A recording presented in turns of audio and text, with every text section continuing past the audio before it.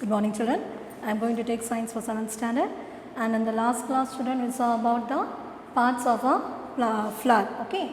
So it is in reproduction modification plants we saw the parts of a flower, how it is reproduced. Then we are going to see now is a pollination. We are going to see about the pollination. Now we know that flowers of pumpkin are unisexual. So unisexual, what I said, if you have male there is no female, if you have female there is no male. So that is a unisexual. In some flowers are male while many are female. Some are the male and many are with the female flowers. But we can easily identify the male and female flower of a pumpkin. Now before the buds bloom, we can see that the flower, now we can see how the flower develops into a fruit. Now for this we can perform an experiment. In that case, we can take one flower buds which appears, immediately identify 10 female flower buds from that. How many? 10 female flower buds. We can take the 10 female flower buds of a pumpkin plant. Which plant? Pumpkin plant. Then what you have to do? You have to take the 10 female flower buds and you have to tie a plastic bag of each bud without any material entering inside the bag. And you have to have a small holes. You have to poke the small holes with a pin to allow the air to go inside. After that, wait for 2 to 3 days to bloom. So what you have to do? You have to take 10 female flower buds, tie a plastic bag to that, and what you have to do? You have to pour holes so that the air goes inside. And you have to wait for few days, that is 2 to 3 days to bloom. Then next you have to do, choose 3 to 4 male flowers. What you have to do? You have to choose 3 to 4 male flowers and plug the stamens. So plug the stamen is the male part. You have to plug the stamen of the flowers and dust the pollen grains. You have to take the pollen grains from that and in a sheet of paper. You have to collect all the pollen grains and in a sheet of paper. Then open 5 out of 10 bags. How many bags are there? 10. Out of that you have to take how many? 5. Then you have to take 5 bags of the female flowers. Then what you have to do? The pollen grains you have collected in a sheet of paper, just brush it out into the stigma of a female flower. So what happens? Take care not to damage the stigma. Then after a few days, what you are doing? We are brushing the pollen grains into the stigma of the female flower. That is, out of 10, only 5 we are doing it. After few days, we will see that in the 5 bags where the pollen grains are brushed inside, develops into a fruit, while the others did not develop into a fruit. Why? Because the pollen grains are brushed out into the stigma of a flower, right? So another one without this, without the main flower, it does not. So the process by which pollen grains reach stigma is called pollination. So what is pollination?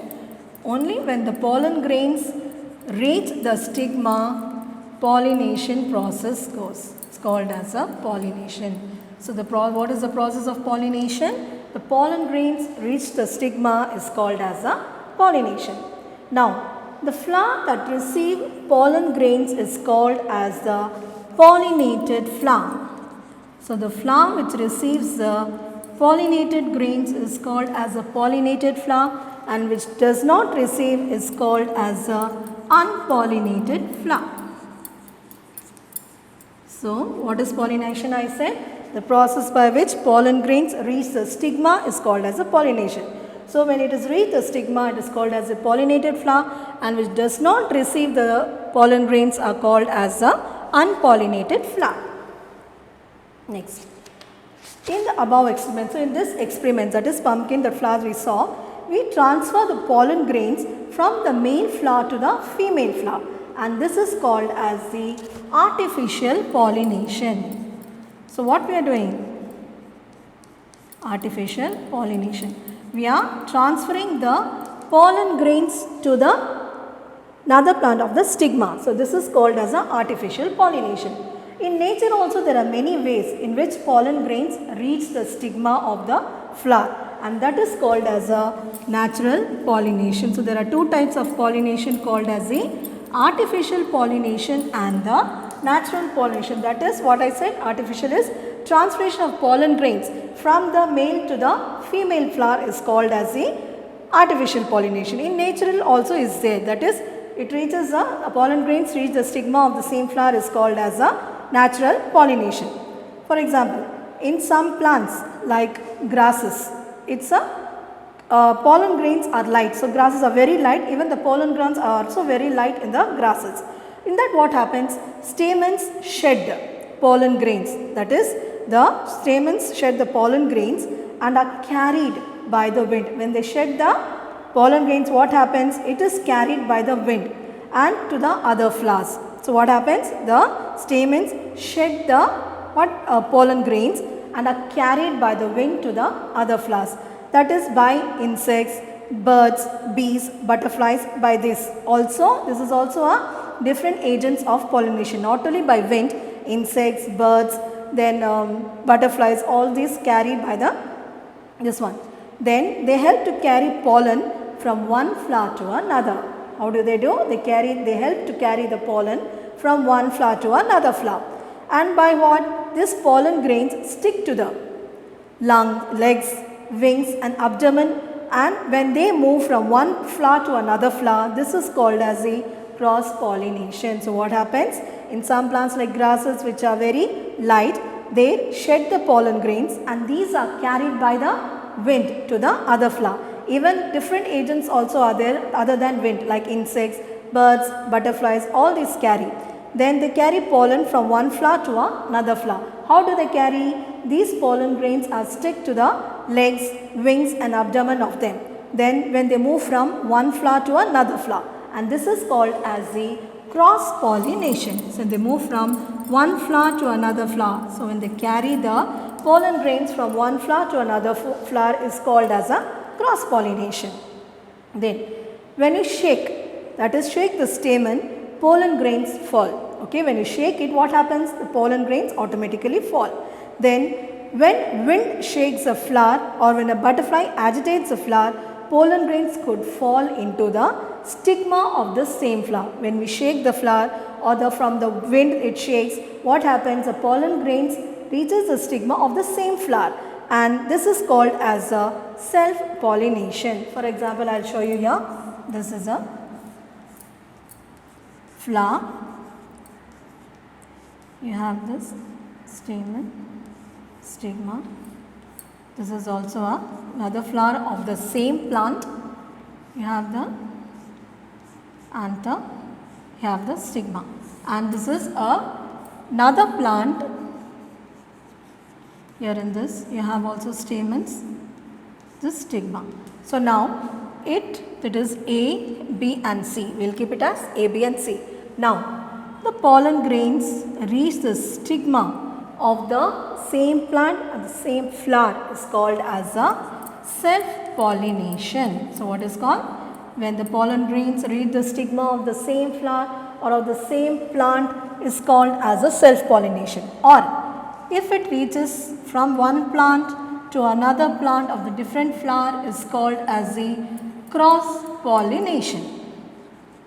So, now do you understand, children, what is self-pollination and cross-pollination? So, self-pollination is the same flower of the same plant, that is from pollen grains reaching the stigma. If cross-pollination means from one plant, from one flower to another flower, okay, of a different plant, it is called as a cross-pollination. Now, we will see the differences between the self-pollination and the cross-pollination. Now, if we take self, pollen grains are transferred, as I already said, from the anther to the stigma of the same flower or to another flower of the same plant. So, what did I say? From the pollen grains transferred from the anther to the stigma of the same flower or to the same plant is called self-pollination. Then cross, that is pollen grains transferred from the anther from one flower to the stigma of another flower is called as a cross-pollination. I think you understand, children. Next is plants do not need to produce pollen grains in large quantities. So, these plants which have self-pollination no need to produce the pollen grains in a large quantity. While during the cross-pollination, the pollen grains should be in a large quantity. Then it does not produce any changes in the characters of the new plants. While cross-pollination, because from one flower to another flower of a plant, there are many variations in the characteristic of a new plant. Now, bees. Beans and tomatoes commonly self-pollinate. So, for this, beans and tomatoes are the good example for the self-pollination. Now, then tomatoes self-pollination I said, but they need the help. From whom they get the help? They need the help of the insects to create the vibration within the flowers that will loosen the pollen. So, when they shake the flowers, what happens? Automatically it reaches a stigma. That is with the help of the insects. Then the agents that are helping like insects, butterflies, birds I said, these agents are called as pollinators. So, these agents are called as pollinators. So, what children did I say? So, beans and tomatoes are self-pollination. But how do they do the self-pollination? With the help of the insects, birds like that. So, while doing that, so what are the agents are there? Insects. So, they are called as pollinators. Then in many plants, pollen have to come from some other flowers. So, in many flowers what happens? The pollen has to come from some other flowers. While doing that, in some flowers, the gynoecium is a female part. Gynoecium is a female part, matures first. Gynoecium what happens? Matures first, and the male part and before the androecium which shed pollens. So, what happens? The gynoecium matures first before the androeciums shed the pollens. Now, such these need the cross pollination. So, these plants need the cross pollination. Already I defined you what is a cross pollination. Then what are the examples for that, like apples, plums, strawberries, pumpkins use insects for the cross pollination. They are the agents for the cross pollination. Next we will go to the fertilization. Now, did you understand children what is pollination?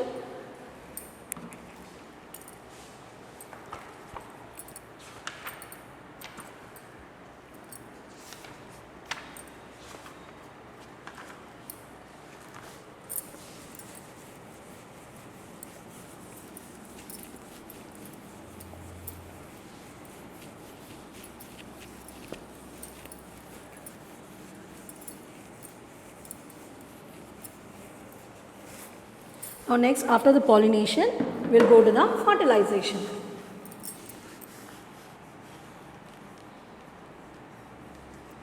Now, what is fertilization?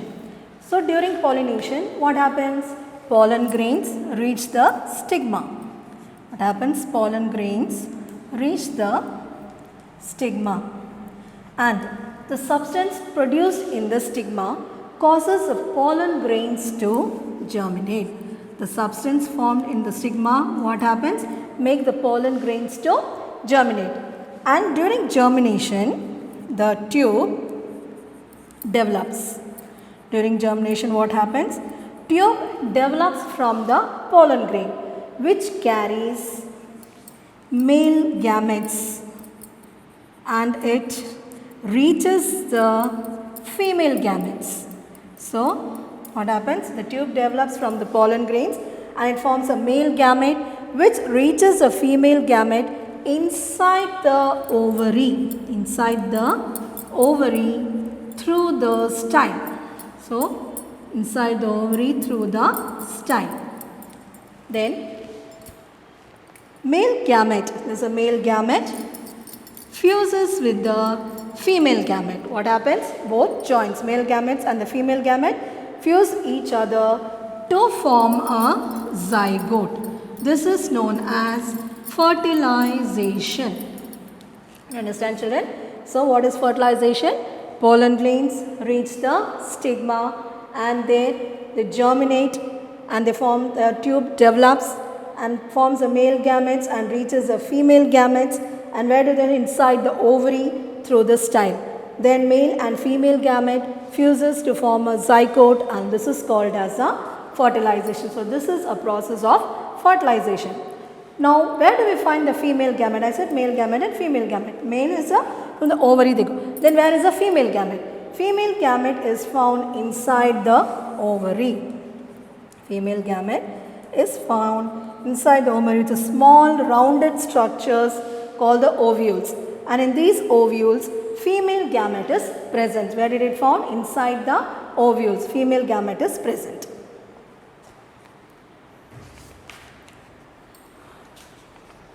Then second time.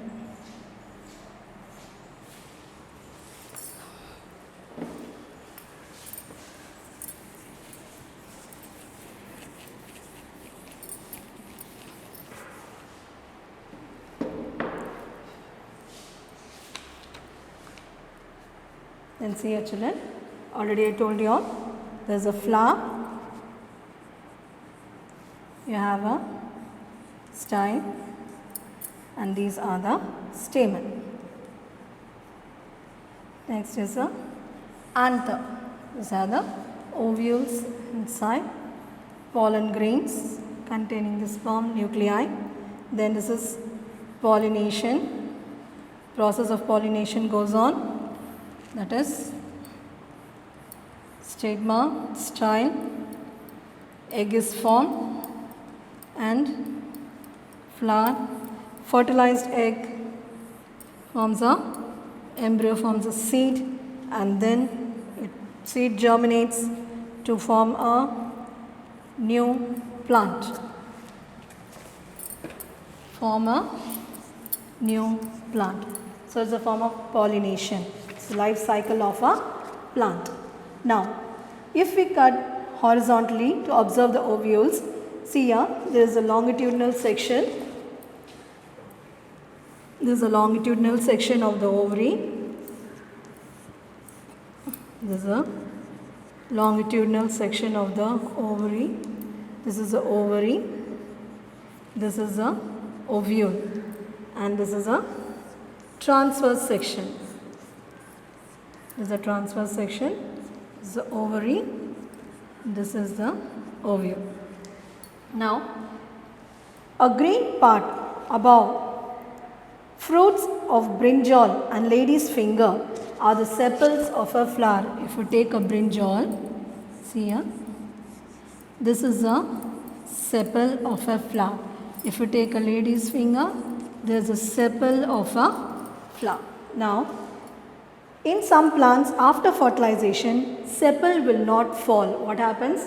The sepal will not fall and from the fruit and remain with the fruit. What happens? The sepal will not fall and remain with the fruit. And in this, changes taking place in the flower after fertilization is known as a post-fertilization. Changes taking place after fertilization is called as a post-fertilization. So what is called? Post-fertilization. Now, in post-fertilization changes, that is, calyx remains, sometimes persists with the fruit. They remain with the fruit. So what happens? Calyx remains with the fruit. Then petals fall. So when the fruit comes, what happens? The petals will fall. Androecium also will fall. Then pistil remain and develops into a fruit. What happens? The pistil remains and this pistil develops into a fruit. Style and stigma fall. What happens? Only the pistil remains which develops into a fruit. Style and stigma will fall. Then ovary enlarges, becomes big to store food materials and this ovary develops into a fruit. Then ovules present inside the ovary develops into seeds. So this is a ovary and the ovules inside develops into a seeds. So this ovule enlarges to form a fruit and the ovules inside form the seeds. So calyx persists within the fruit, then petals fall, androecium falls and the pistil remains to form a fruit, that is develops into a fruit. Style and stigma also falls. Then the ovary develops into a fruit and the ovules inside becomes a seeds. So this is a changes during the post-fertilization. Now we will see the asexual reproduction. Now we saw the sexual reproduction, okay. We saw that presence of seeds is called as a sexual reproduction. And asexual reproduction, what I said, there are other ways to reproduce without the seed is called as a asexual reproduction. Now for example, first is vegetative propagation.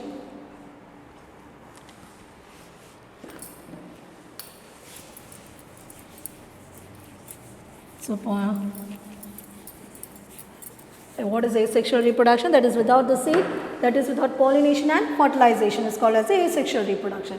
Now is the vegetative propagation. I will study about the asexual reproduction. First is the vegetative propagation. Now if you see vegetative propagation, example potato. This is a potato and you have a eyes there. So the shoot arises from the eyes of the potato. What happens? The shoot arises from the potato. And sugarcane and yam also grow like this. So not only the potato, sugarcane and yam also grow like the potato, that is shoot arises from the eyes. Now vegetative plants of the stem such as root, stem and leaves can help to produce a plant. So what are the vegetative part I said? Root, stem and leaves which help to produce a plant. Next is budding. So what is next? Budding. Now when we go to the bakery to buy the cake or bread like that. So when we buy the bread and cake, how it is? It is very soft. Why it is soft? Because it is due to the presence of the yeast in the bread or in the cake. Now it undergoes asymmetric division. It has a small protuberance. It is a nucleus. Then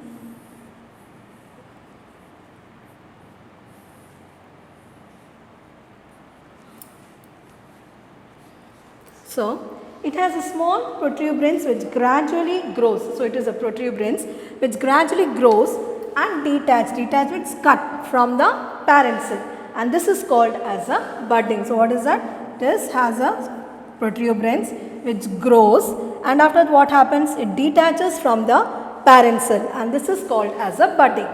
Then fragmentation. Next is the fragmentation. Now during this fragmentation, for example, that is algae. Any algae, for example, Spirogyra. Now Spirogyra is a filamentous algae. When it matures, what happens? The filaments divides into pieces. When it matures, it divides into pieces. That is, this is a Spirogyra. When it matures, what happens? You have like this, divided into pieces. Now each fragment or a piece of a filament will grow into a new filament. Okay, each filament will again grow into a new filament or individual. Likewise, Spirogyra also produces many young ones, and this process is known as fragmentation. So what I said, children, in a pond we see many algae like Spirogyra. So when it matures, what happens? It divides into pieces. And this piece, what happens, will grow into a new one, will grow into another individual. And the Spirogyra also produces a new young ones, and this is known as a fragmentation. Now it's spore formation. How does a spore forms? That is due to the scarcity of water, high temperature and nutrition deficiency in the soil. So how it happens? Because of the nutrition deficiency, high temperature and the water scarcity, that's no water in the soil. And these are due to the unfavorable condition of the soil. Now during these conditions, non-flowering plants, that is algae, fungi, moss, all this produce spores, and these spores develop into a new plant when the favorable condition returns. For example, see here, this is, and these are the spores. This is due to the what I said, due to the unfavorable condition I said, and these non-flowering plants, what do? They produce spores, and these spores germinate into a new plant when during the favorable conditions return. Then modification of plant parts. So we have to see the modifications.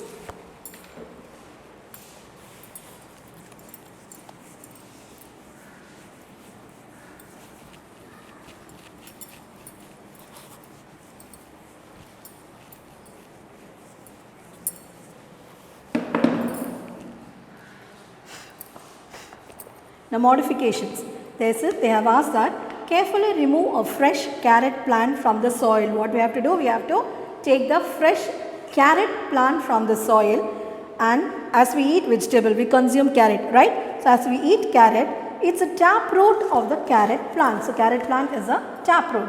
Taproot of the carrot is swollen. So this is a carrot. This taproot is swollen. So this is a carrot. And this is taproot is a swollen one. Now, in this case of the carrot plant, the taproot have different characters, modifications, special features, different characters than the usual plants.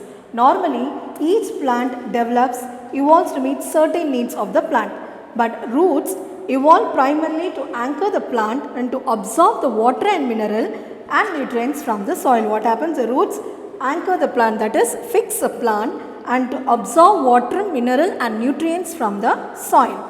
Now, leaves are adapted to synthesize photosynthesis. So, leaves are used for the photosynthesis. Now, stems. What do the stems do? Stems reach out the sunlight, that is, they are seen as presence of the sunlight to conduct water from the roots to the leaves. So, stems reach out towards the sunlight, and these stems, what do? They conduct water, they receive water from the roots and to the leaves. Now, in certain plant species, parts have evolved into the unusual ways to the other needs. Okay, in some plants, root, stem and leaves, what happens? This is the unusual way I am saying. Root, stem and leaves change their shape, structure to perform special functions. What do? They change their shape and structure to perform various functions like storage of food, mechanical support, protection and these other functions, and this is known as modification. What is known as modification? So, there are some other ways. Okay, in some plants, root, stem and leaves, what do? They change their shape and structure to perform the special functions like storage of food, mechanical support, protection and different vital organs. These are called as the modification. Now, for example, if you take in this modification, you take cactus. Leaf performs as a stem. Okay, leaf performs as a stem and the leaves performs as a spine. So, leaf of the cacti actually is a stem and the leaf and the spine actually is a leaf. So, this is a stem, but actually it should be a leaf. It is a spine, actually it should be a leaf. So, cactus are actually the stem which appear and what appear as spine and they are actually as a leaf. Then it leaves are modified into spines to reduce the transpiration. Now, photosynthesis is performed by the stem part of the plant. So, photosynthesis is performed by the stem part of the plant. So, already said this leaves is a stem and the spine is a leaf. Now, it has changed. Now, the stem performs a photosynthesis. Now, in the other class, children, we will learn about the modification of root, stem and leaves. Thank you, children.